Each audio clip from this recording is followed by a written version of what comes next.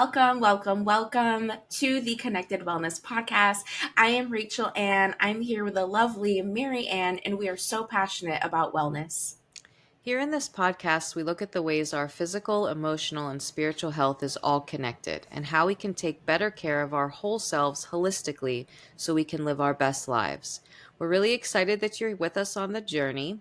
Welcome to episode 21 of the podcast. Yes. So, today we're going to be kind of taking a little deep dive into this idea of gentle nutrition. Mm-hmm. I don't know if you've heard about this, Rachel Ann. It's like something that's buzzing, at least in my social media world and in the stuff that I follow.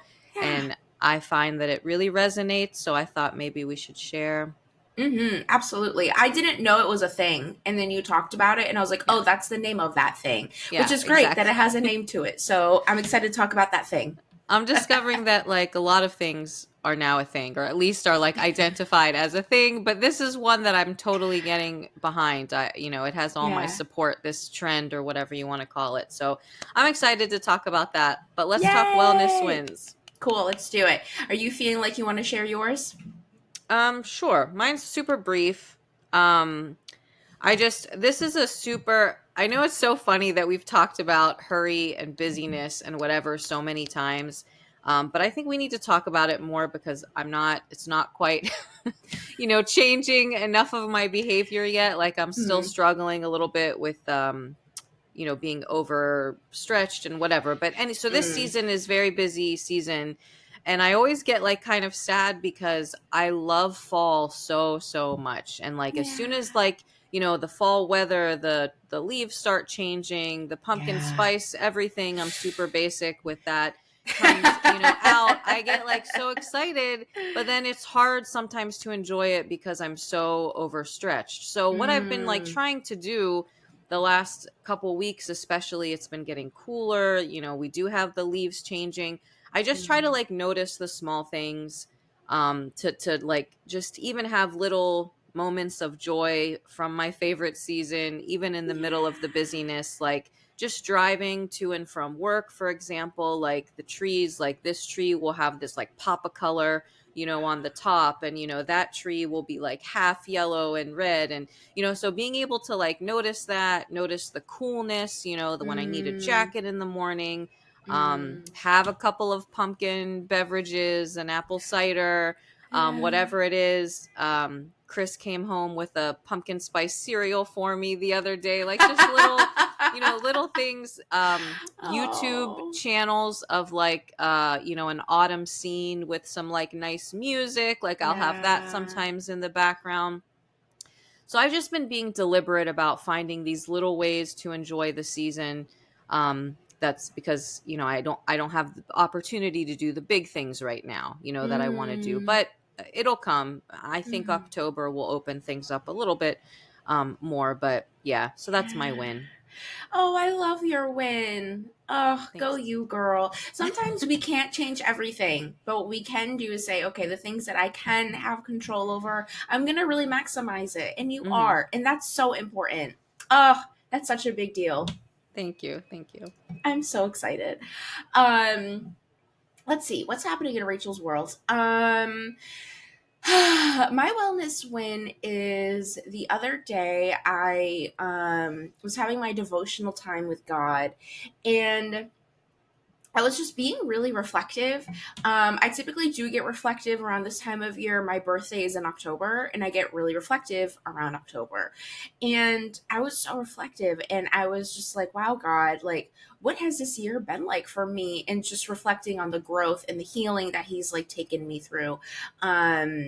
And there's like a part, like as Instagram would call it, like the little child in you, like little Rachel would be so proud of where Rachel at almost 33 is. And I was just like so grateful to God for that. And I was like, wow, I'm in a season of just really exhaling and of soft life, as Instagram calls it, and peace and joy and slowing down. That's why I love your like just looking at the trees and noticing it's cold. That mindfulness is so beautiful beautiful. And I've been noticing a difference in how my brain is just like calming down, and it's just like we don't need to be hyper all the time. We can just be focusing on whatever thing we need to be focusing on right now and trust that everything will be okay. So it's like a nice like of relief, if that makes sense. Yeah.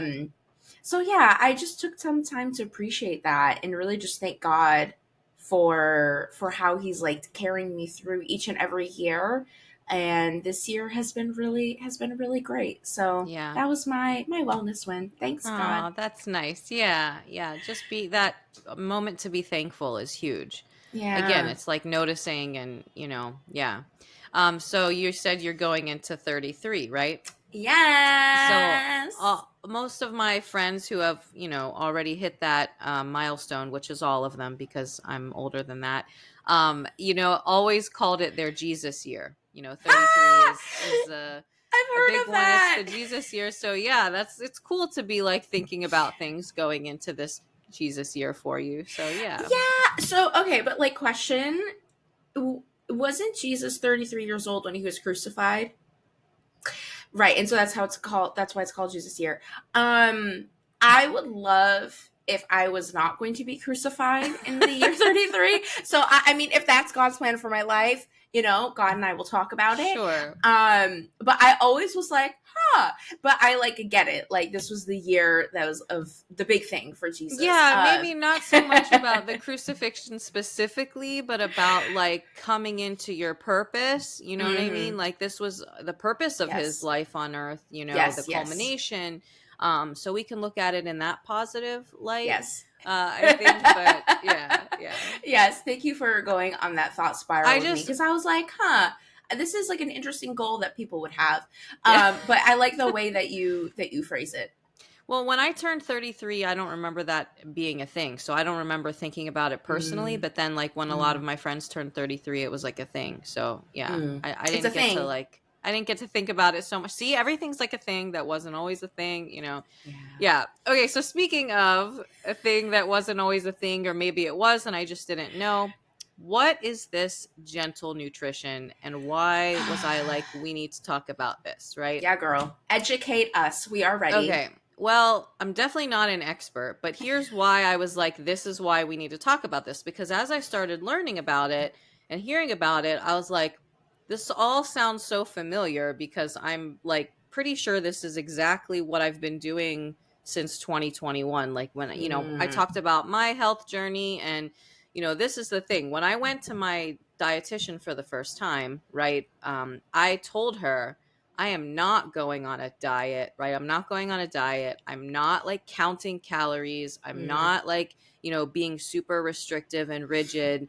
I just want to like eat healthier, right? I just want to like mm, be healthier. I want to eat healthier. And that, in a nutshell, is gentle nutrition. So it's this idea of feeding ourselves and nourishing ourselves, like, yes, physically, right? And we mm, all know what we need to nourish ourselves physically. We need a variety, we need produce, we need fiber, we need protein, we need a good variety of foods, but also nourishing ourselves emotionally, right? And mm, giving ourselves grace, like not beating ourselves up when we eat something that we think is not supposed to be something that we're eating right now, especially if you're on a health journey, trying to mm, get mhm, healthier. Like it's so easy. This was me up until 2021. Every mm. time I tried to get healthier, right, I would be like super strict and I would do it for like a few weeks and then I literally would be like, I hate my life. Like this sucks. Like I Mm, don't want to live like this, like worried about every single thing I put in my mouth, feeling like I can't go out, for ice cream, feeling like I can't mhm. have this when other people are having it. Like for me, that doesn't work. Like the all or Yeah. none never worked for me. And so I went into my dietitian's appointment telling her this, right? And Mhm, she was like, "Oh yeah, that's cool. We can work with that." And so the goal has been to like obviously eat in a way again that's good for my body, that's nourishing, that's healthy, but leave a ton of space for flexibility, yeah. right? When I go out, I can have ice cream or pizza or wings or a cocktail or, whatever it is. If it's a random Wednesday night and Chris and I want to have a glass of wine with dinner, I don't think twice about it. Like I do. Yeah. And I've been able to meet my goals. I've been able to maintain all the progress that I've had Yeah. and not have so much like of this mental pressure of I should, I should, I should, I shouldn't, I shouldn't, I shouldn't. You know what Mm. I mean? It's for me, it's such a balanced and much more mentally and emotionally healthy approach to Yeah. eating than like the traditional diet culture that probably a lot of us are used to. You know, that Yeah. these are all do's and these are all don'ts, and they're very like restrictive and specific. Does that make sense? Yeah. Oh, that makes a lot of sense. I really love it because it seems like a holistic approach. Y'all know I Mm-hmm. love the term holistic. It seems like a holistic approach, and it makes me think about the connection between our emotions and our eating. And a lot of people don't feel that eating is that emotional, but it actually is, Mm-hmm. right? Some people stress eat. Right, there's emotions behind that. There's also emotions behind restrictions Mm-hmm. and feeling like I don't want to be restricted. I want to be able to enjoy my life. So, what does it mean to enjoy your life? But make a few parameters here and there. But what I'm hearing from you is it sounds like it's not, it reminds me of the episode we did with Dana, with somatic therapy. Mm-hmm. It sounds like you're listening to your body and being like, yeah, like, you know, I'm feeling really good today, let me just like keep up like what I've been eating, what I've been doing. And then if your husband's like, yo, let's have some wine, it's like, do I want some wine? I would like some wine, let's Mm-hmm. have some wine. Right, but then if there's a negative thing that comes out of that, then your brain is like, let's probably not do that again. Yeah. Right, and there's no judgment, there's no like, you should be able to handle this, or like you are weak, you're something is wrong with your body that you can't have wine. It's like, no, it's just like, it's just not for me. Yeah. So your body is sending you signals and you're really listening and responding. So no wonder why you Absolutely. feel happier. Yeah. Well, and I love that you mentioned listening to your body because just to be completely like complete the picture, this is actually a principle of intuitive eating. Have you heard of intuitive eating? Mm, mm-mm, Oh no. man, this is a whole thing too. Intuitive eating, I think, has been around technically since maybe the 90s, but it's becoming a lot more prevalent now. Again, there's a lot of like intuitive eating dietitians and nutritionists Mm, because it's so anti diet culture. And diet culture, this is a whole other conversation, you know, has been so damaging to so yeah, many people, you know, yeah, for many reasons, emotionally and physically. You know, when you're on yeah. this, we can talk about the diet cycle, but when you're on this diet cycle, like it's terrible for you physically because it messes with your metabolism, it messes with your Mm, hormone levels, you know, all of the stress that it causes on your body. And then emotionally, I think it's obvious. You always think that you're not good enough. You know, you have to mm, be doing more, more, more. Again, we could talk about that later, but intuitive mm, eating is this whole idea of listening to your body and giving your body what it needs, right? And if we get to this place where we have a healthy relationship with food, which for a mhm, lot of us, if you've been on this like diet roller coaster, you do not have a healthy relationship with food yeah. because your whole adult life, sometimes even into childhood, you know, you have the idea that some foods are good and some foods are bad. And what happens when Mm, we like condition ourselves to think that these foods are bad? Well, if I eat them, then therefore I am bad. Right. yep, And, you know, so yeah. it's like this horrible cycle. But when we get to this idea of having a healthy relationship with food, we start to be able to listen to our body and say, okay, like, yes, I need more produce, right? And I'm going to eat it not because I'm supposed to, but because it feels good when I eat fresh Yeah, food, right? But we yeah, also have a balance. Like it feels good to eat a salad, but I also want a cookie for dessert, and that's totally yeah, fine, right? yeah. And when you allow yourself like this unconditional permission to eat what you want and you have a healthy relationship, there won't be that binging that comes with like you know, dieting and having restriction. And when I never let myself have cookies, when I have one, I got to eat, you know, the entire batch, right?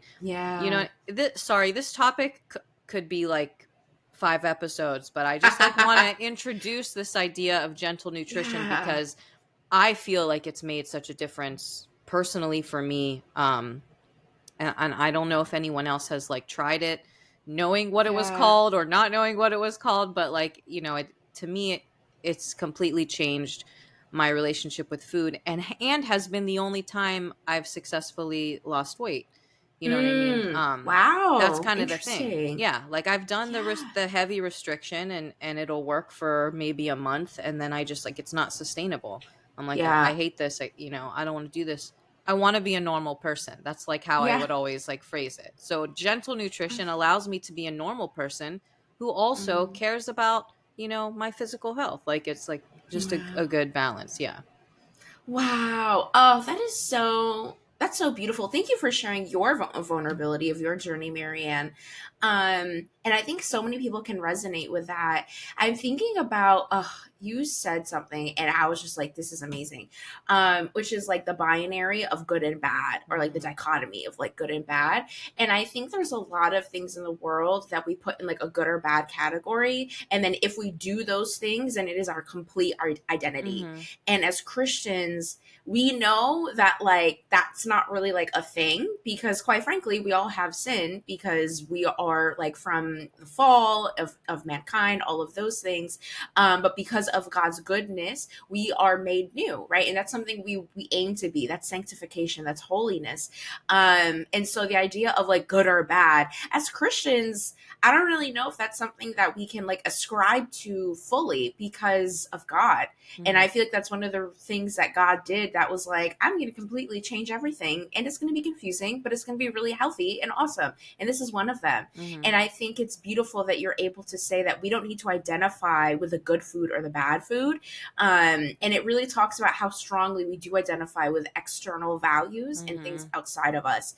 And we make it our whole thing. So if we say, like, okay, like I ate a cookie today, I'm a bad person. Oh, man. Now I'm more likely to do things that a bad person would do, Mhm. Absolutely.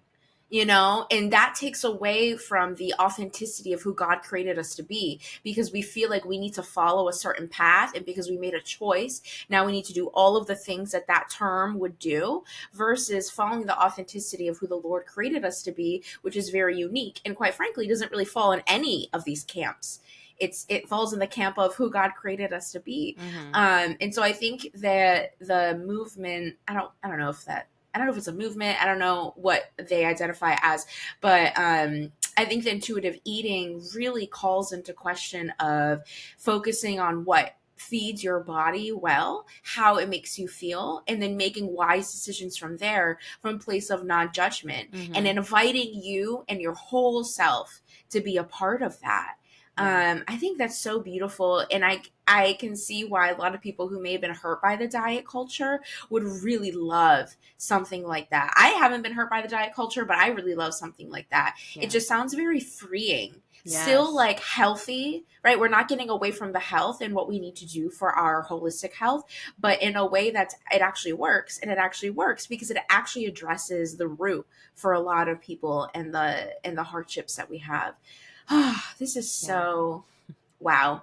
The Wow. problem though, like you said, it's very freeing, but the problem is again, those of us, and I don't think I'm like that bad with the diet culture. I think I'm in a much healthier place than I used to be, but those of Mm, us that have spent, again, on a lot of us it's been our entire adult life. I mean, yeah. if you grew up in the 90s at all, I'm sorry, I'm aging myself, but if you grew up in the 90s at all, that's when it was heavy, heavy, Yeah. heavy, heavy. Like everything came out, low fat this, and Weight Watchers and Nutrisystem and Jenny Craig, and like everything was diet, diet, diet. That was the time of the supermodels who were like unbelievably unhealthy looking, you know what I mean? Yeah. So that was like the kind of standard that young Mhm. women kind of looked up to.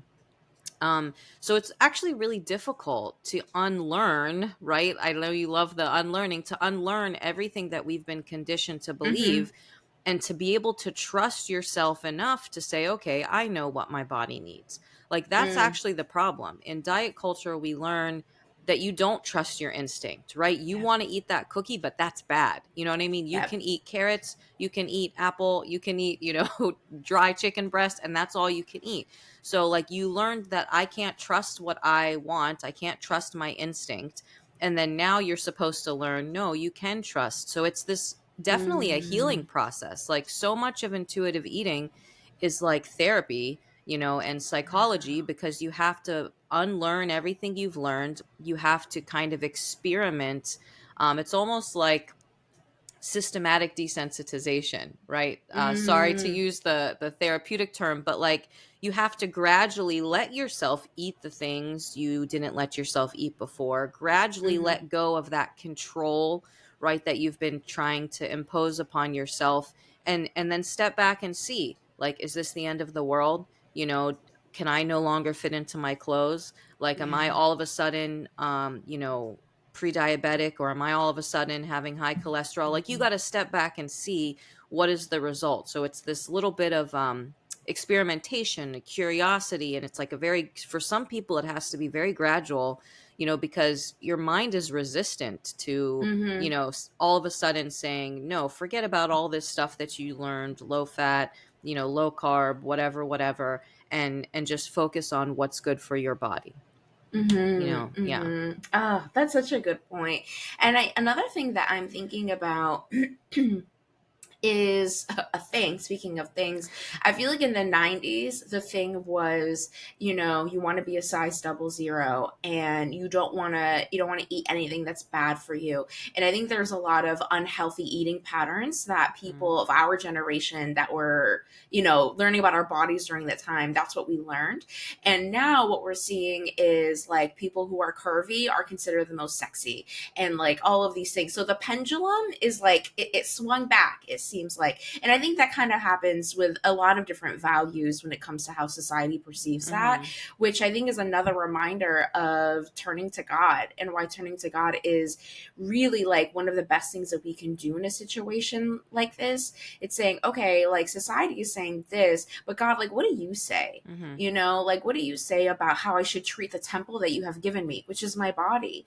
And the Bible talks about how we are fearfully and wonderfully made. The Bible talks about how we are part of a royal priesthood, and how we are beautiful because we are created in his image, right? So if God is beautiful and all of these things, and we come from him, we are not God, but we are made in his image. So Mhm. therefore we are beautiful as well.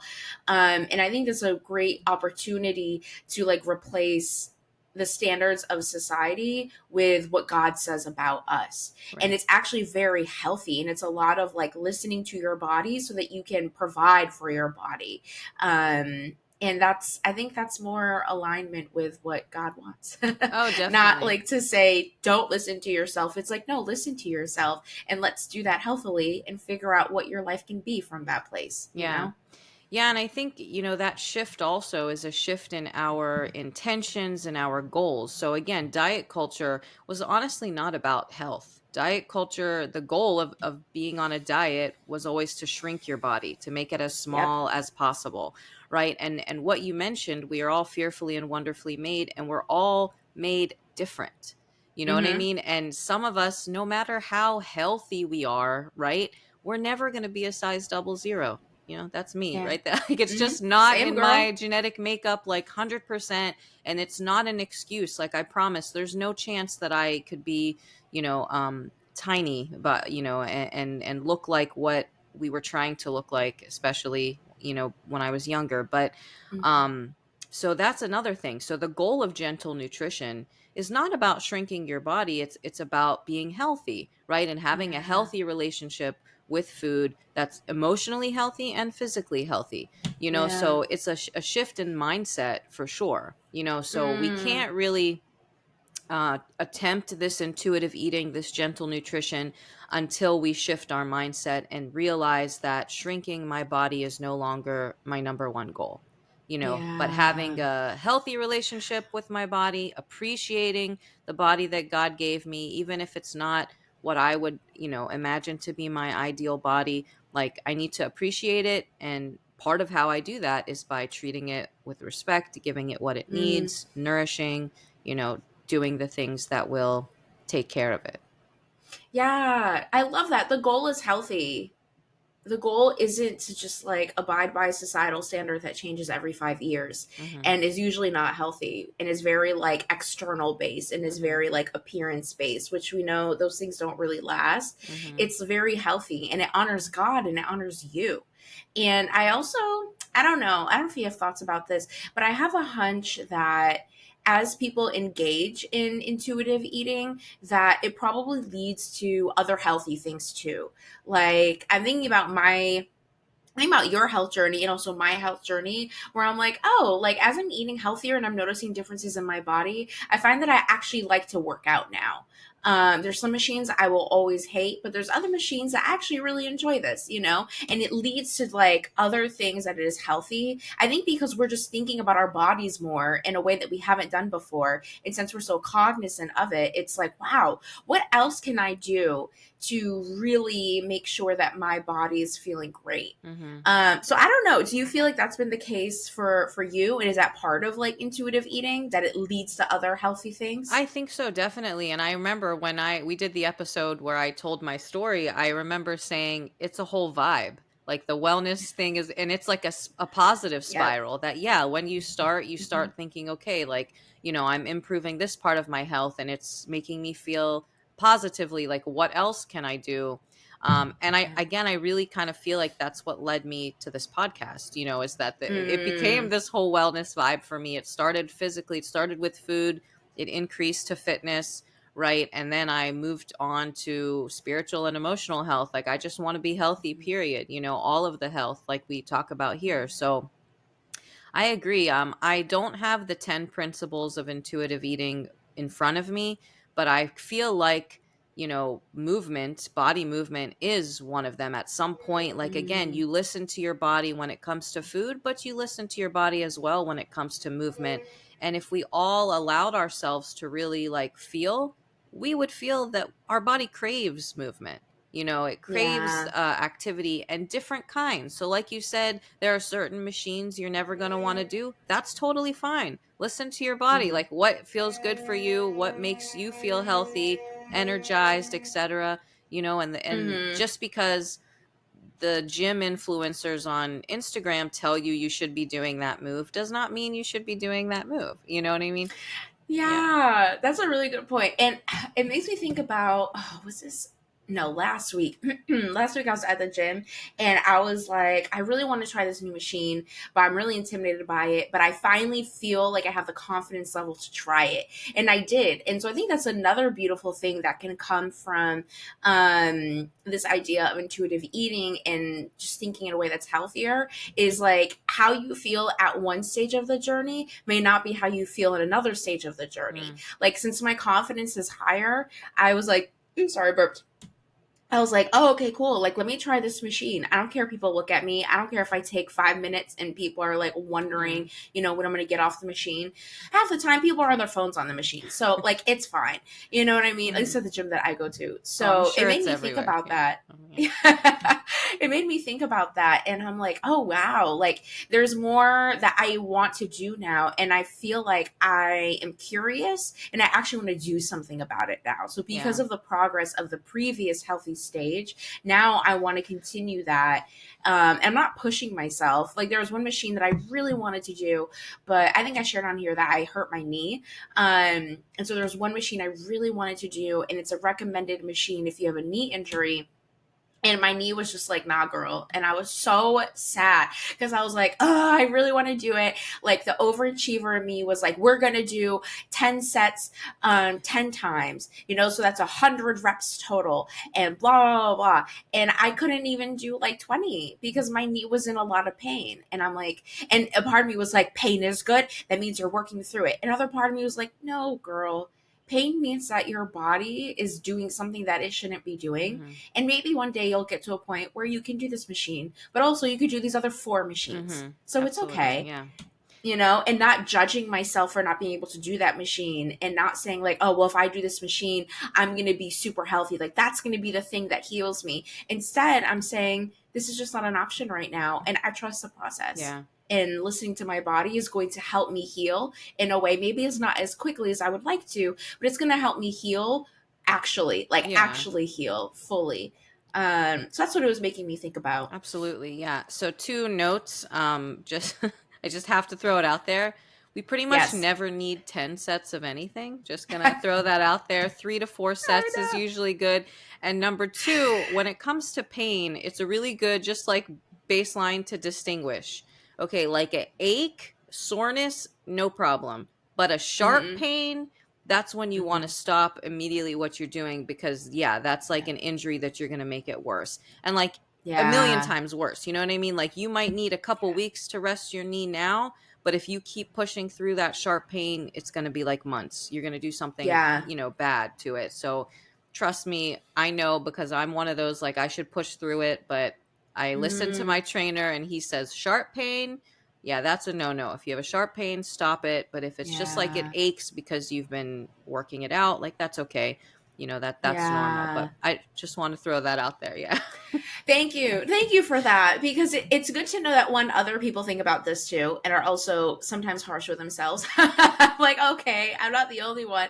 And two, it just makes me think about all the things in life that I've like forced myself to push through. Mm, And if I didn't, like maybe I would not have ended up in a place that was unhealthy. mhm, You know what I mhm. mean? But that's a whole psychology rant about how we force ourselves to do things that are hard and maybe not unhealthy, that are unhealthy for us because we think that this is how we become strong. That's a whole side note. Yeah. We'll leave that Yeah. for another Yeah. episode. That's fair. So what I want to kind of maybe touch on is like, what does it look like to practice gentle nutrition, right? So Hmm. for example, one of like the key features is that instead of saying like we would normally say, no sugar, no dessert, no, white bread, no whatever, like, so get rid of the no's and start adding, right? Instead of subtracting things from your diet, Mm. add things. So things that I should add, produce, right? We all know we should probably be eating more fruits and vegetables, right? Lean proteins, whatever it is that you feel like you need to add, focus on that. So for example, like let's say you eat oatmeal for breakfast, right? So maybe instead of being like, oh, I should, take out the milk, that's unhealthy, or I should take out the brown sugar because that's bad for me, be like, what can I add to this that will boost the nutrition? So I can add Mm. berries, right? That's going to be good for me. I can add chia seeds to give me a little bit of protein and fiber. Like, what can I add to this? And again, that's like very gentle. So I like oatmeal or whatever it is you want to eat. So don't be like, no, I can't eat what I want to eat. Just think, how can I make this more satisfying for me, physically, again, and like emotionally, right? Mm. I love that's a good idea. Also, I really like oatmeal. Yeah. So Well, thank you. I that's why I think I thought about that. But like, Oh, yeah, same thing. good. Like if you eat a sandwich for lunch, like what can I add to my lunch? Let's say you eat a sandwich for lunch and then you're always starving by 2 o'clock. Okay, so you know that you need something maybe more satisfying. So what can I add? Mm. Maybe some carrots and hummus, the protein, the fat, the fiber that will help keep me more Mm. satisfied. Right. So, but again, something that you like. So I think a key feature is do not eat something because you think you're supposed to, right? Like you Mm. got to find something that you actually want to eat, that you're actually going to find satisfying, that maybe meets some of those nutritional needs that you're trying to add in.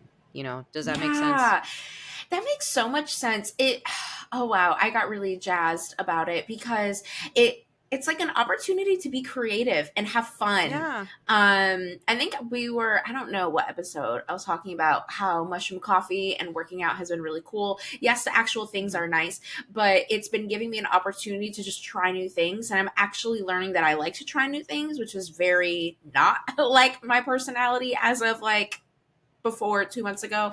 Um, and that's what I'm hearing about this intuitive eating is that it gives you the opportunity to say, hey, you like oatmeal, what can you add to the oatmeal? And that sounds exciting. Mhm. Like I get excited when I go to the grocery store and I'm like, oh, this looks really cool, I have no idea what it is, I'm gonna do it, Mhm. and see what I can, like, I can make a meal just around the fact that I want to use this thing and see what it tastes like. Yeah. So it allows us to be curious with our taste buds. Absolutely. This is so great. I Yeah. love that idea. Yeah, so I think that's a really good starting point if you want to try this.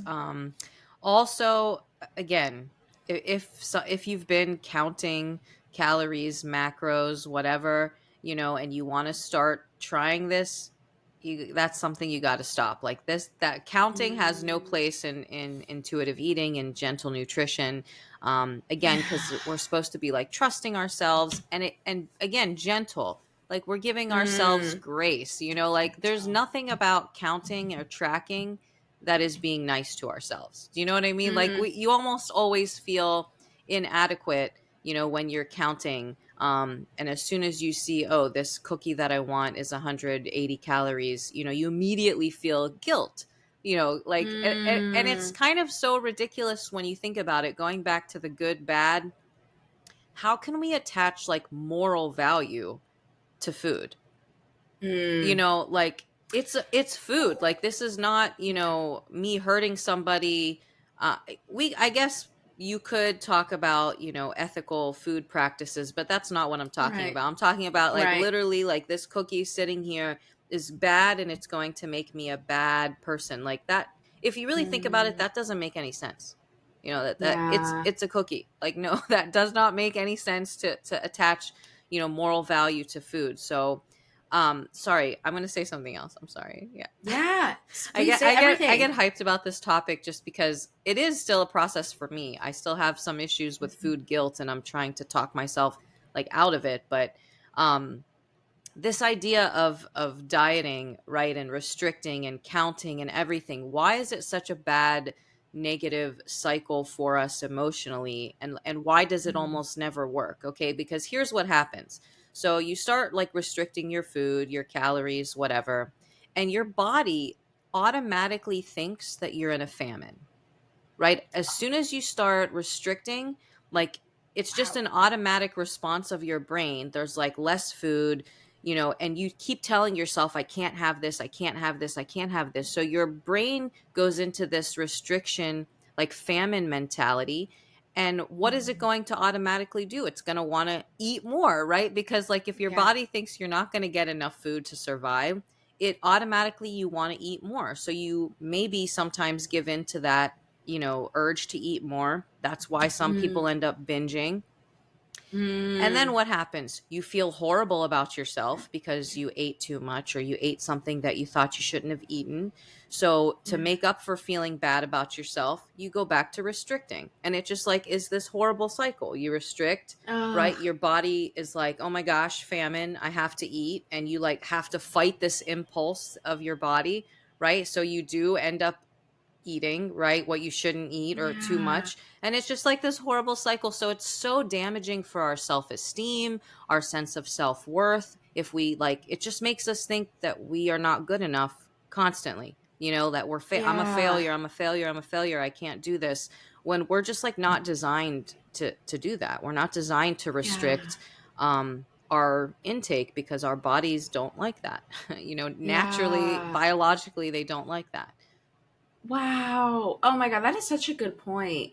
I feel like the what you were talking about in terms of our body goes into a state where we think we're in a famine.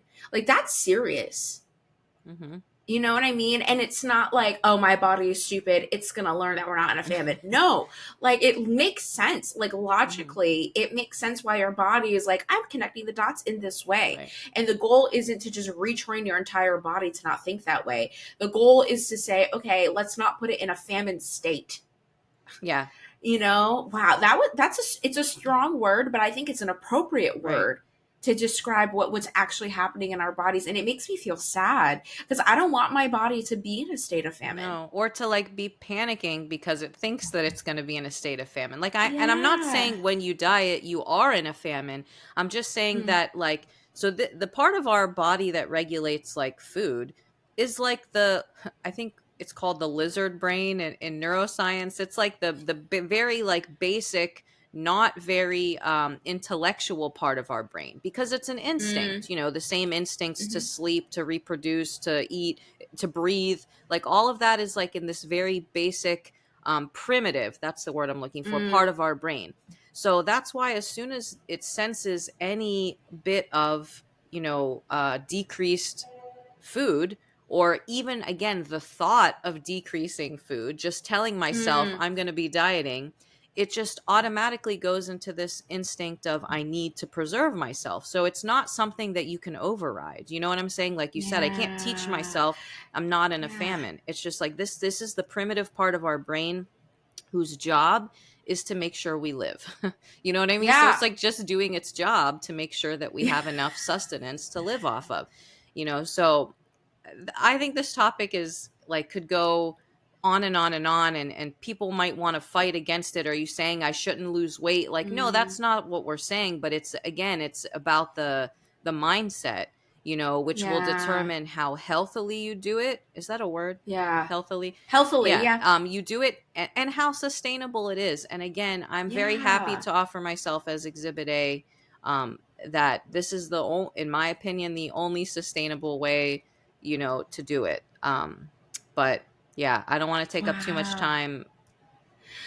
No, that was, oh wow. I think that's such a beautiful way to like land the plane of like if your goal is to lose weight, that's awesome. As long as a goal to lose weight is not to like appear in say that you are appeasing societal standards, Mhm. right? If your goal is to lose weight because you're having joint pain, then yeah, you should probably lose weight so that you don't have joint pain. The focus is on what is healthy for you. The focus is not on externally pleasing other people. And I can see why it's hard for people to do something like this because it does focus so much on yourself.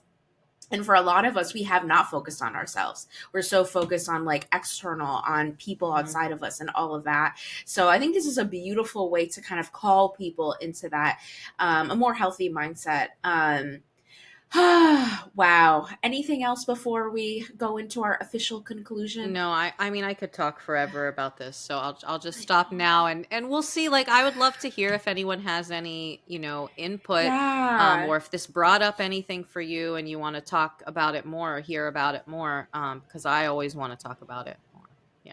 So, Yeah, I would love to have another episode about this because there were so many things that I was thinking about. I was like, wow, the way that we judge food and attach morality to food, and then we're thinking about different cultures have different foods. So mm, now we're judging people mhm, of different cultures if they're eating a bad food.